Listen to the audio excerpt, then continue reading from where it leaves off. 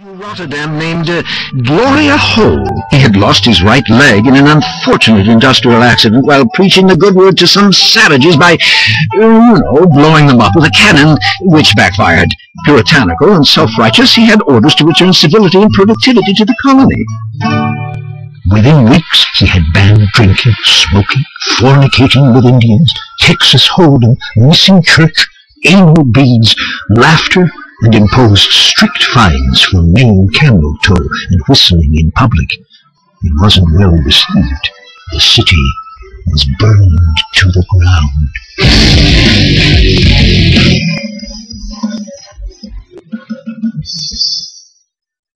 Within a few years, New Rotterdam had become so diverse that the Dutch had become a minority in their own colony.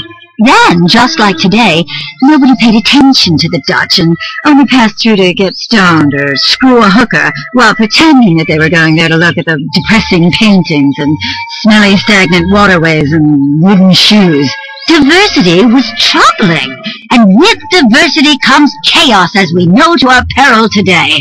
Nietzsche said that, and he was so clever he ended up in a lunatic asylum. Then leaders began to fear the worst.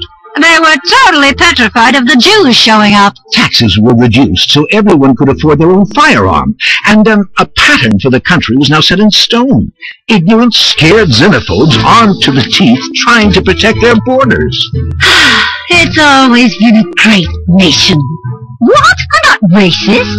On August 27th, 1664, heavily armed British warships entered the harbor. The colonists signed a petition requesting to be ruled by the British, so they wouldn't have to brush their teeth any longer and could be certain they were better than everyone else. The English quickly renamed New Rotterdam Liberty City, after a generous donation by the Bank of Liberty for sponsorship rights. Every single place the British population went, the invisible hand of God prepared a space for them by, conveniently destroying and eradicating the native population. Soon the colony expanded, and areas were named after heavily inbred members of their Germanic royal family. Broker was named after Sir William Broker III, the king's bastard son, who was conceived by a milkmaid. The region to its north was called Dukes after the word dookie, as the people in the area smelled like shit. The peninsula to the north of that was named Bohan, after Bohan, a Dutch word meaning Dutch word, and the area across the river was dubbed Alderney, after Philip de Alderney, who was the only person who could tolerate living in an oily, mosquito-filled swamp full of industrial wastelands and soccer moms. But things wouldn't be quiet for long. Pretty soon, the residents of Liberty City began to fight with the British over taxes. Americans felt, and rightly so, that they shouldn't have to pay any taxes. Let the market sort it out.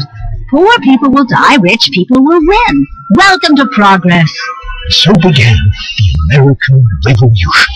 A bloody battle by men and women who wanted to leave the tyranny of England's tax structure that paid for burdensome health care and unnecessary public education. This was a war agitated by a number of musket companies who knew they would win, whatever the outcome. And of course you can still see that rich tradition today. Americans don't want health care or education. No, we want guns and fireworks shows and wars, so politicians can invest in armament companies and clean up. And of course we want drugs. Oh, yes, lots of those. Strong ones you take with young co-eds when discussing their thesis and then begin to rub their thighs while they say, "Didn't I hear you on that documentary?" and you whisper to them until they pass out. But I digress. The American Revolution was bloody. Soon the French joined in the war to help the struggling American insurgency. No, they did not. Yes, they did.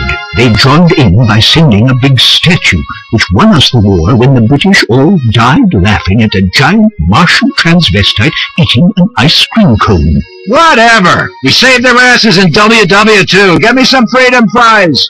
The Revolutionary War quickly ended.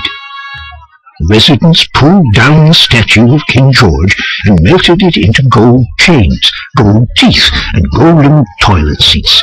The Union Jack was taken down in Liberty City, replaced with the Stars and Stripes, and the newly liberated Americans celebrated. And this entrepreneurial spirit took hold, and Liberty City was unstoppable. Yes, although they were free, the people lived in squalor. You could buy a young boy on the streets for, a few pence. It was a great time to be in the top 5% of the population. It was a great time to be white. Yes, but soon meddlers like Alexander Hamilton and Thomas Jefferson came in to change the successful agrarian-based slave economy to one of excessive service fees for concert tickets and huge turnpike tolls. With slavery soon outlawed in Liberty City and the other northern colonies, righteous women were forced to spend time under the train tracks, servicing men for 3 pence. You could get your knob slobbed for less than the price of a donut. It was a nation on the up. The politicians were having a field day. You couldn't get them to vote because they were all out having their knobs slobbed. To keep the country moving forward, the capital of the nation was moved from Liberty City to a malaria swamp on the banks of the Potomac, miles to the south.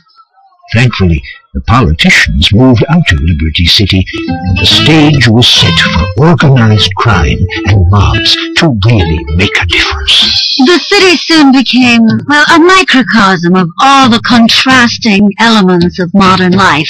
Palaces, self-extravagance, squalor, tenements, trannies, men, women, and children crowded together like a nest of cockroaches. Just like the Liberty City of today, only with less rich hedge fund dorks trying to be homeboys.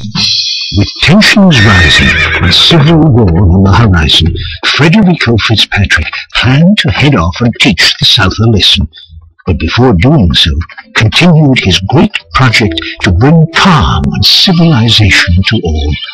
The central repository for the most hopeless specimens of degraded humanity to get high in. A park in the middle of Liberty City that would become the great democratic meeting ground where, no matter how rich or how poor, you could get dragged into the bushes and raped. Yet beyond its tranquil borders, tension was breaking out. A lot of people were tired of living in black and white. They wanted color, and there were riots. There were kids sleeping in the streets, begging, willing to do anything for a nickel. And there were no taboos or TV shows to catch you doing what is natural between a man and a boy. The nation was sliding inexorably into civil war, which we'll leave until next time. Unless you have the foresight to pre-order the box set of DVDs, join us next time for A History of Liberty Part 2, The Civil War and Beyond.